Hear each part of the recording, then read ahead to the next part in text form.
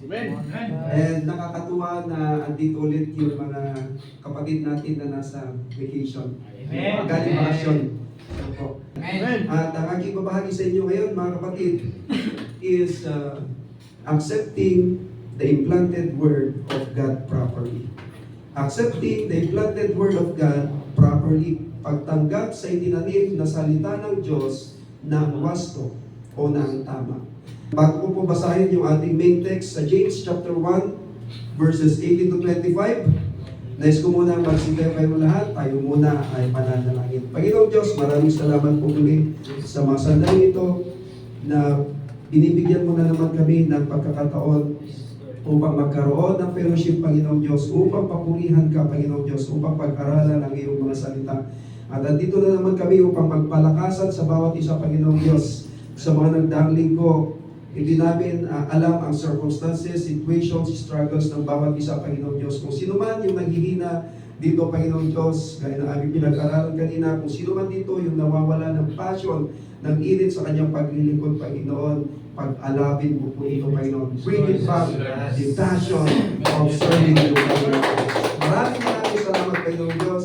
Ikaw po siyang makita, ikaw po siyang mapakinggan. At sa mga sandaling ito, hinihiling ko po kalinisan ng ating puso, ng puso ng bawat isa, Panginoon Diyos, upang iyong mga salita ay pumasok ito ng maayos. At lahat ng ito ay dinadalangin namin sa iyong bugtong anak, namin Panginoon, tayong tagapagligtas. In Jesus' name we pray. Amen! Amen!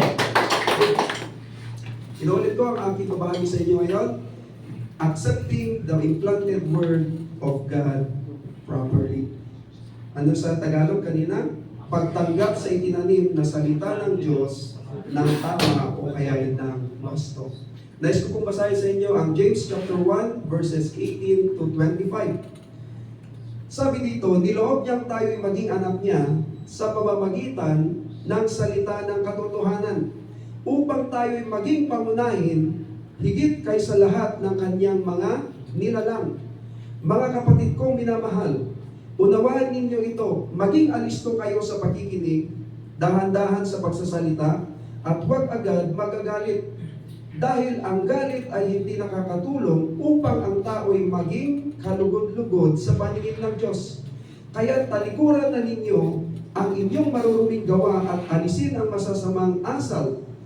Mapagpakumbabang tanggapin ninyong taimtim sa inyong puso ang salita ng Diyos, sapagkat ang salitang ito ang makakapagligtas sa inyo.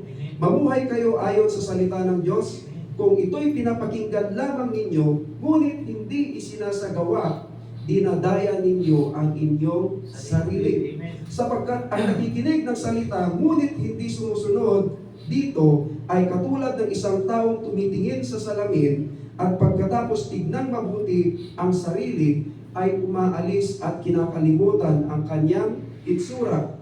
Ang taong nagsasaliksik at nagpapatuloy sa pagsunod sa kautosang ganap na nagpapalaya sa tao, ang pagpapalain ng Diyos sa lahat ng kanyang gawain. Siya ang taong gumagawa at hindi nakikinig lamang, at pagkatapos ay nakakalimot. Mahalaga na sa kanyang liham, ayon kay James o Santiago, ay may kasamang isang seksyon tungkol sa kalikasan ng salita ng Diyos at ang paraan kung paano ito gagamitin ng mga mananampalataya sa bawat araw. Imposibleng mamuhay ng isang buhay na kalugod-lugod sa Panginoon maliban kung alam natin kung paano gamitin ng wasto o ng tama ang ating Biblia. Kaya maingat natin pag-aaralan ang James chapter 1 verses 18 to 25.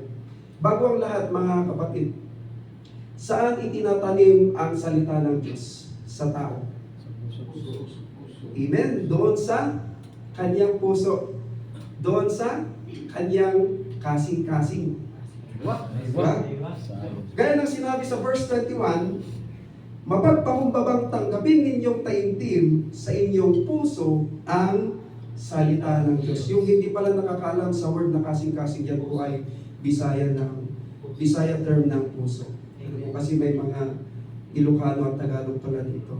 Amen? Okay, so unang bahagi natin, mga kapatid, there are three ways in which James describes the Word of God. May tatlong paraan kung saan inilalarawan ni Santiago ang salita ng Diyos. Una, the Word of God is the Word of truth. Ang salita ng katotohanan.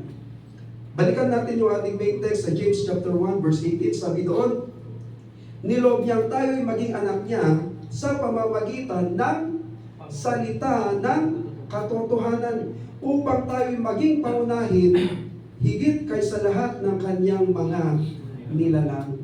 Sinasabi ni Santiago na ang Biblia ay hindi lamang salita, kundi salita ng katotohanan.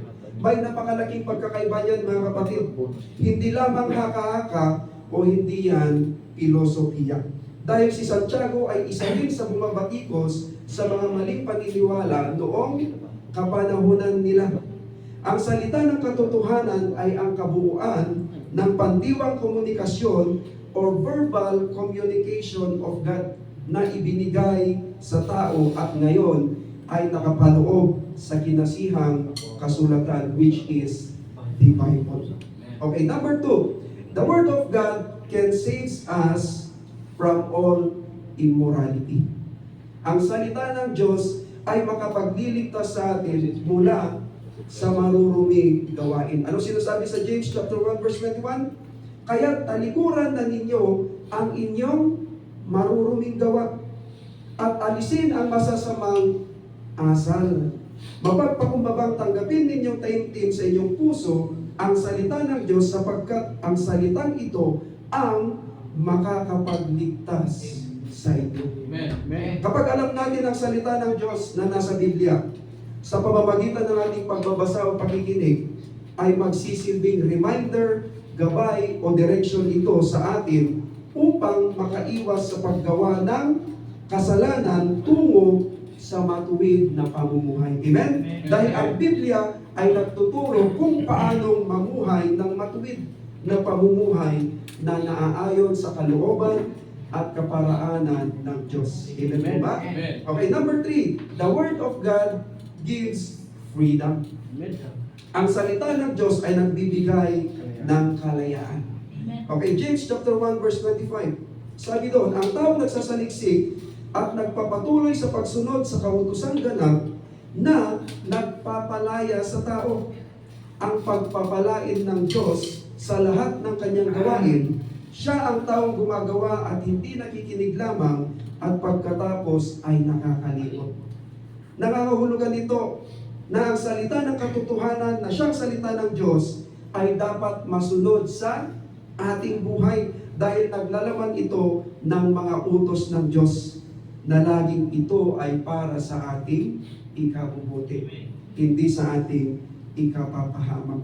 Amen? Ngayon, kapag sinusunod natin ang salita ng Panginoon, matapos natin siyang tanggapin at sampalatayanan bilang ating Panginoon at tagapagligtas, tayo ay napalaya na mula sa gapos ng kasalanan, sa mga maling paniniwala, sa kapangyarihan ng kadiliman at kay Satanas. Tayo na ay malayang maglingkod sa Diyos. Amen. Praise God. Amen? Isa pa, kung alam mong sinusunod mo ang salita ng Diyos, ay hindi ka matatakot o hindi ka mahihiya dahil wala silang maisusumpat sa iyo. Lalong-lalo ng ating Diyos. Amen? Praise God. Okay, pangalawang bahagi natin, mga kapatid. How to accept the implanted Word of God properly. Paano tanggapin ng tama ang itinanim na salita ng Diyos? Number 1, we are to receive its truth with humility and apply its teaching to our lives. Tanggapin natin ang katotohanan nito nang may pagpapakumbaba at ipamuhay ang turo nito sa ating buhay. Gaya ng sinasabi sa James chapter 1 verses 21 to 22. Sabi doon, mapagpakumbabang tanggapin ninyong taimtim sa inyong puso ang salita ng Diyos. Mamuhay kayo ayon sa salita ng Diyos. Ibig sabihin, mga kapatid, huwag makinig lamang sa salita. Gawin mo ang sinasabi nito. This is the burden of James' message. Gaano kadaling makinig o marinig ang salita ng Diyos, mag-agree dito, ngunit hindi naman ito ginagawa. Nagpahayag ang Panginoong Yesus na mapalad o blessed ang mga hindi lamang nakikinig kundi tumutupad nito. Ano sinasabi sa Luke chapter 11 verse 28? Blessed rather are those who hear the word of God and obey it. At ang dahilan kung bakit dapat nating sundin ang salita ng Diyos ay sinasabi sa verse 21 sa ating main text, ang salita ng Diyos ay makakapagligtas sa inyo. Nang dahil sa salita ng Diyos ay naiiwas tayo sa kasinungalingan at sa masasamang gawain, lalong-lalo na nalaman natin ang true salvation sa pamamagitan ng Panginoong Jesucristo. 2 Timothy chapter 3 verses 15 to 17. Sabi dito, mula pa sa pagkabata ay alam mong ang banal na kasulatan ay nagtuturo ng daan ng kaligtasan sa pamamagitan ng pananampalataya kay Kristo Jesus. Ang lahat ng kasulatan ay kinasihan ng Diyos at nagagamit sa pagtuturo ng katotohanan, sa pagtatama sa maling katuruan, sa pagtutuwid sa libong gawain, at sa pagsasanay para sa matuwid na pamumuhay upang ang lingkod ng Diyos ay magiging karapat-dapat at handa sa lahat ng mabubuting gawain. Napakaliwanag mga kapatid, ang banal na kasulatan ay nagtuturo ng daan ng kaligtasan sa pamamagitan ng pananampalataya kay Kristo. At ang lahat ng kasulatan ay kinasihan ng Diyos, inspired by God, at ito lamang ang tanging Holy Word of God, ang Bible, wala nang iba. Amen? At nagagamit ang banal na kasulatan, ano sinasabi doon? Sa pagtuturo ng katotohanan, sa pagtatama sa maling katuruan, sa pagtutuwid sa likong gawain, at sa pagsasanay para sa matuwid na pamumuhay. At ang resulta nito, kapag ina-apply natin ito sa ating buhay, ano sabi doon? Upang magiging karapat-dapat at handa sa lahat ng mabubuting gawain. Kasi kapag ina-apply o sinasanay natin ang ating sarili sa salita ng Diyos, ay lumalago o nagmamature tayo spiritually at mas nalulugod na tayo sa paggawa ng kabutihan. Amen? Praise God. Number 2, we are to use it as a mirror to show us our true state and adjust our lives accordingly. Dapat natin gamitin ito bilang salamin upang ipakita sa atin ang ating tunay na kalagayan at ayusin ang ating buhay ng naaayon sa salita ng Diyos. Sa James chapter 1 verses 23 to 24, sabi doon, sapagkat ang nakikinig ng salita, ngunit hindi sumusunod dito ay katulad ng isang taong tumitingin sa salamin at pagkatapos tignan mabuti ang sarili ay umaalis at kinakalimutan ang kanyang hitsura.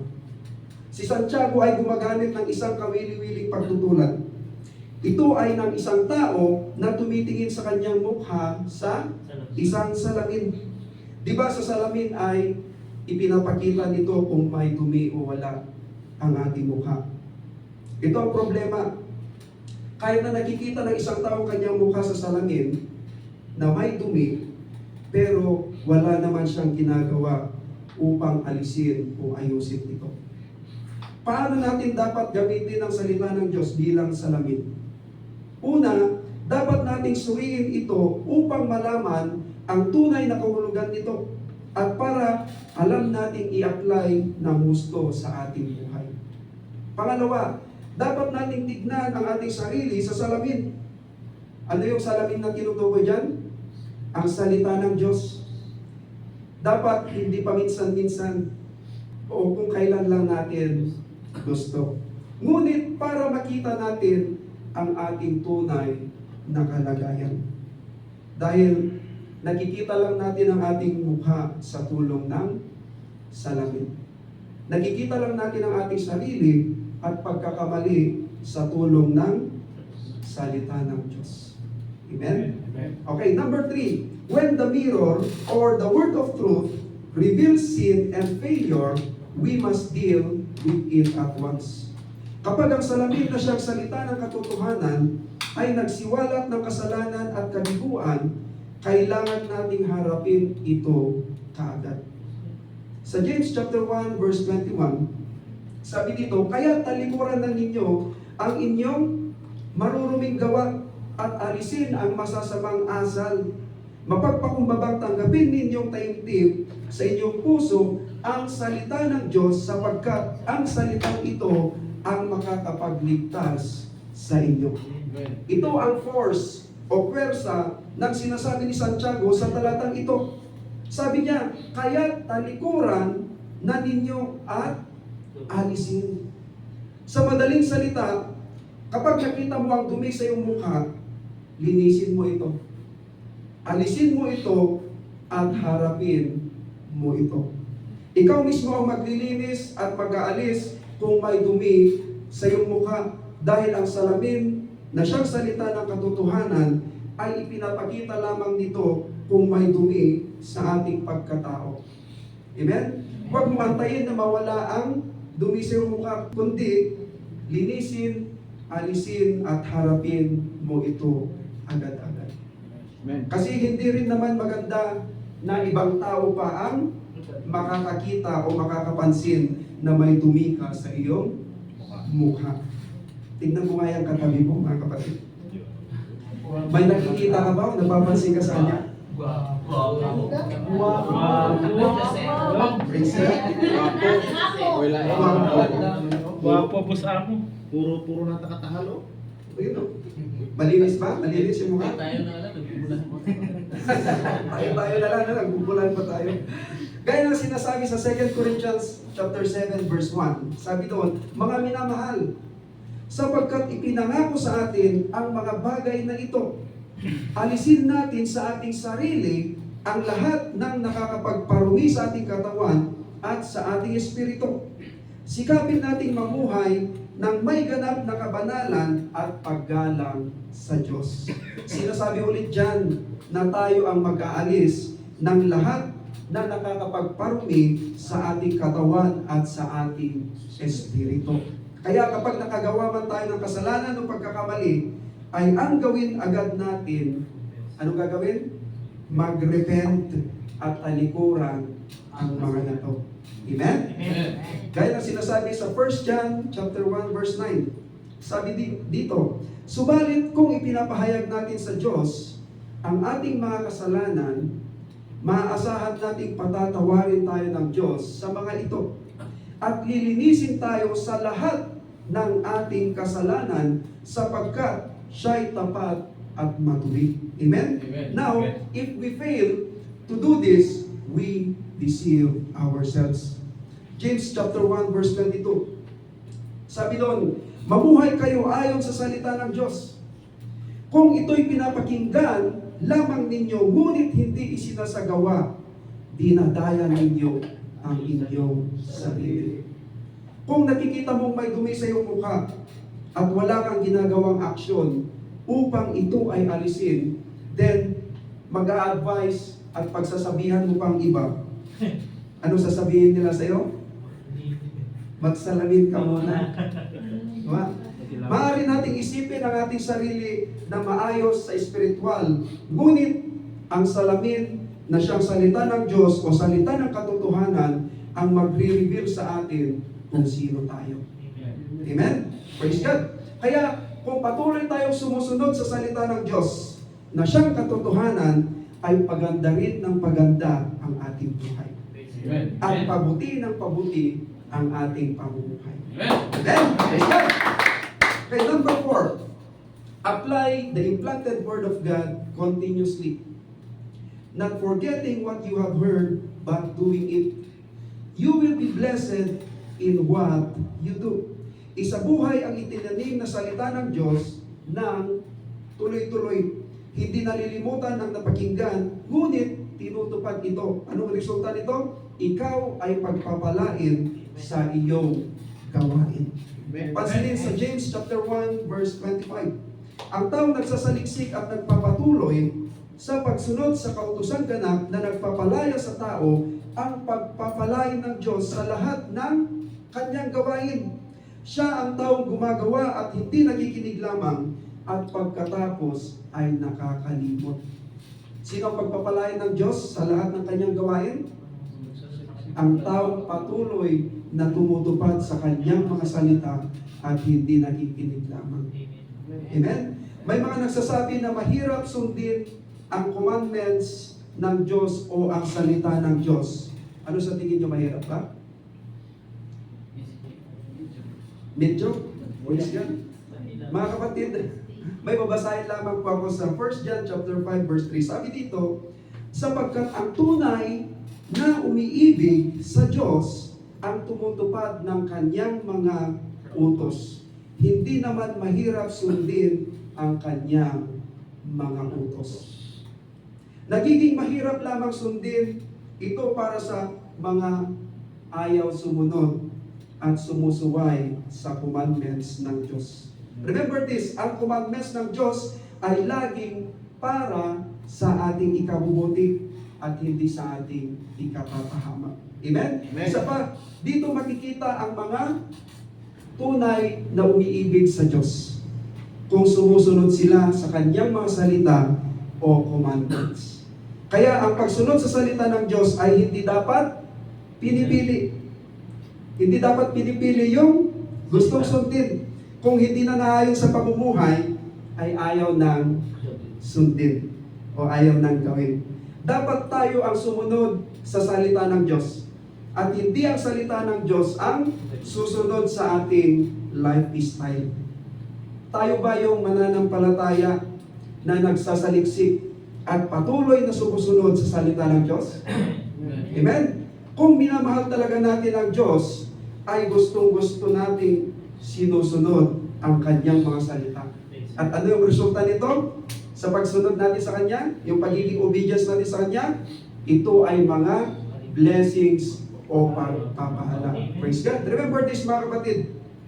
Ang Word of God ay napakalaking pagpapala ito ng Diyos sa atin. Ito ay very accessible. At ito ay upang maiayos at mapaganda pa natin ang ating buhay araw-araw. Amen? Kaya mas mahalaga sa Diyos yung pagandahan ng puso. Yung buhay na nakalulugod lamang sa Kanya. Kung palagi mong pinapaganda ang panlabas na anyo mo, kung palagi mong pinapagwapo ang panlabas na anyo mo, ay dapat mas lalo mong pahalagahan ang iyong panloob na anyo. Amen? Kung walang salita ng Diyos, ay hindi natin maitatama ang ating buhay. Hindi natin alam kung saan ang tamang direksyon ng ating tinatahak.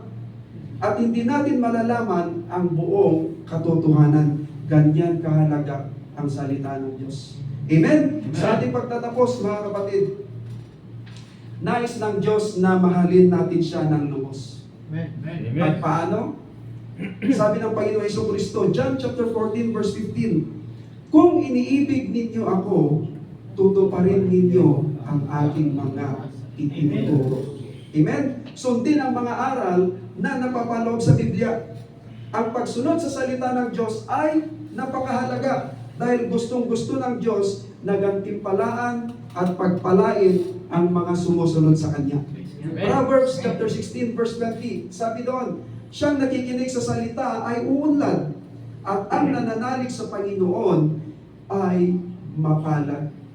Ganon din sa ating main text sa verse 25, sabi doon, ang taong nagsasaliksik at nagpapatuloy sa pagsunod sa kautusang ganap na nagpapalaya sa tao ang pagpapalain ng Diyos sa lahat ng kanyang gawain. Praise God. Dapat nating tanggapin ang mga tagubilin o instructions ng Diyos at sundin ang mga ito kung nais nating mapakinabangan ang benepisyo o pagpapala ang salita ng Diyos sa ating buhay. Ay ang pinakamagandang paraan, walang iba kundi sundin ang mga ito. Kaya minsan, ang tao ay hindi pinagpapala dahil hindi sumusunod. Nakakadlangan ang mga pagpapala dahil sa pagsuway. Ang pagsasabuhay ng salita ng Diyos sa ating buhay ay hindi ganon kadali. Alam ko yan, mga kapatid. At hindi natin ito masusunod ng Perfecto. Dahil andito pa tayo sa mundong ito na mayroong sari-saring mga problema, stress, at temptations. Ngunit, sa pamamagitan ng biyaya ng Diyos, bibigyan niya tayo ng kapangyarihang lumago sa Kanya araw-araw at nalalaman natin iyan sa Kanyang mga salita. Amen? Amen. Gamitin natin ang salita ng Diyos na itinanim sa atin bilang paalala lagi sa ating pang-araw-araw na pamumuhay. Ang reminder na ito na sinasabi ni Santiago na don't deceive yourselves ay hindi lamang para sa mga Christian Jews na tagapakinig niya noon, kundi para sa ating lahat na mga mananampalataya ni Kristo. Don't deceive yourselves. Sa paanong paraan? Sa pakikinig sa salita ng Diyos, ngunit hindi naman tinutupad at kinakalimutan agad ito. Kaya ang mga salita ng Diyos na naitanim sa ating mga puso, mga kapatid, ay dapat nating isabuhay at gamitin ng tama. Kung naharap naman sa mga hardships, challenges, and struggles in life, ay laging balikan ang salita ng Diyos at ang kanyang mga promises na naitanim sa ating mga puso at sa ating Biblia. Amen? Kahit tayo yung magaling magtago, kapag naharap na tayo sa salamin, ay makikita at ilalantad nito kahit yung pinakatago-tago natin. Praise God. Ang aking iiwan na katanungan sa bawat isa sa atin, mga kapatid, kung haharap ka sa salamin ngayon, ano kaya ang ipapakita sa iyo? Nais ko pong magsitayo tayo lahat, mga kapatid. And nais ko pong i-end ito sa simple prayer lang, mga kapatid. Sa mga sandaling ito, halimbawa, nakaharap ka ngayon sa isang salamin na siyang salita ng katotohanan, na siyang Word of God. Ano kaya ang mga ipapakita nito? At gagawa ka kaya ng aksyon na linisin o alisin ito, o hahayaan mo na lang at i-ignore mo na lang? Panginoong Diyos, maraming salamat po muli sa iyong mga salita sa mga sandaling ito. Maraming salamat, Panginoon, sa isa na namang reminder, sa isa na namang aral, Panginoong Diyos, sa bawat isa sa amin, Panginoon. Nagpapasalamat kami, Panginoong Diyos, sa iyong mga salita. Nalalaman namin ang buong katotohanan. Nalalaman namin kung paano sumunod sa iyo, Panginoong Diyos. Nalalaman namin kung paano namin patatagin ang aming relasyon sa iyo, Panginoong Diyos. Maraming salamat, Panginoon, sa iyong pagmamahal sa bawat isa sa amin. Ang iyong mga salita ay very accessible na, Panginoong Diyos. Kahit sa aming mga gadgets, sa aming mga bahay, Panginoong Diyos, sa internet, makikita at mababasa na namin ang iyong mga salita. Salamat, Panginoon, sa isang napakagandang gantimpala, Panginoong Diyos, sa bawat isa sa amin. Tulungan mo po kami sa pamamagitan ng banal na Espiritu upang makasunod po kami sa iyong banal na kalooban, upang bigyan po kami ng boldness, ng courage, upang sundin ang mga ito, at upang alisin, labanan ang gawa ng aming kaaway. At kung ano man yung mga nakatago sa aming mga puso this time, in the name of Jesus, in the name of Jesus, punutin mo po ang mga ito. Ano man yung mga nakatago-tago sa kaituturan ng aming mga puso sa mga sandaling ito, in the name of Jesus, punutin mo po ang mga ito, Panginoong Diyos. Ito man kung bitterness, Panginoong Diyos. Ito man ang impatience, Panginoong Diyos. Punutin mo po ang mga ito, Panginoong Diyos. And let your Holy Word ang pumasok dito, Panginoong Diyos. At tulungan mo po kami sa bawat araw na may pamuhay namin ang mga ito. Maraming salamat, Panginoong Diyos, sa iyong kabutihan, sa iyong biyaya. Alam mo, kakayahan ng bawat isa, Panginoong Diyos. Alam mo, hindi namin masusunod ng perfecto ng 100% ang iyong salita. Pero salamat sa iyong biyaya. Binibigyan mo po kami ng kapangyarihan, ng kalakasan upang masunod ang mga ito, Panginoon Diyos. Salamat, Panginoon. Pinahawakan mo lahat ng aming mga kamay, ang aming mga puso, Panginoon Diyos. Ayaw mo kami mapahamak. Ayaw mo kami mahulog sa pagkakasala. Maraming salamat, Panginoon Diyos, sa iyong habag, biyaya at awa. Napakalaking pagmamahal sa bawat isa sa amin, Panginoon Diyos. Nawa ang iyong mga salita na na-store sa aming mga puso, Panginoon, ay paggamit namin ito, may apply namin ito sa aming mga buhay. At higit sa lahat, may bahagi rin namin ito sa aming mga kapwa-tao, Panginoon Diyos. Salamat, Panginoon, kaya po ng aming napag-aralan kanina. The passion of serving you. The passion of praying. The passion of evangelism. Panginoon Diyos. The passion sa pagtugtog, Panginoon. The passion sa pag-awit, Panginoon. The passion na pagpapagamit sa iyo, Panginoon. The passion sa pag-attend ng Bible study, Panginoon. The passion ng pagsasagawa ng aming personality mo, Panginoon. Ibalik mo po ito sa amin, Panginoon. Bigyan mo po ito ng alam, ng init, Panginoon. Upang magbalik ang mga ito sa aming mga buhay, Panginoon. Salamat, Panginoon, na pagkakuti mo sa bawat isa sa amin. Salamat, Panginoon. Kaya kami nakakatayo dahil lamang sa iyong bigaya. Dahil lamang sa iyong araw, Panginoon. Dahil lamang sa iyong kabag, Panginoon. Salamat, Panginoon. Salamat. Thank you, Lord. Ibigalik mo na naman kami sa lugar na ito, Panginoon. Upang ibalik ang alam, Panginoon. Dahil na sinasabi kanina, hindi sa lahat ng pagkakataon, mainit kami, Panginoon. Pero salamat, palagi po kami nire-remind sa iyong mga salita. Salamat, Panginoon Diyos. Napakabuti mo. Salamat, Panginoon Espiritu, sa pagpo-comfort, sa pag-hilit sa amin. Salamat, Panginoon Jesus. Salamat, Panginoon Jesus, sa pagtubos ng aming mga kasalanan. Yes, Lord. Yes, Lord.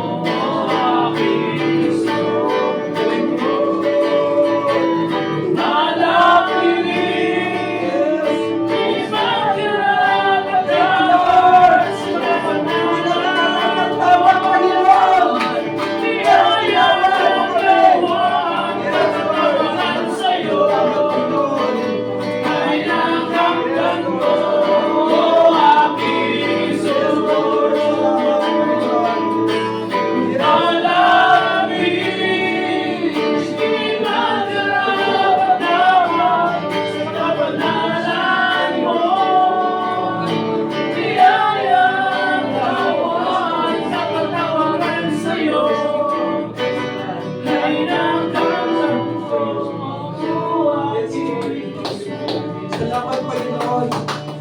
Palakpakan po natin ang Panginoon. Yes, God. Thank you, Lord. Thank you, Lord. In Jesus' name, in Jesus' name. Amen. At ito ay binabalik sa ating guwapong presenter. Nakabalik. Amen, Pastor. Amen. Thank you, Pastor, sa pagbabahagi ng banal na salita. Naway, ito po ay may sa puso po natin, no? Thank you, Pastor, sa another reminder, no?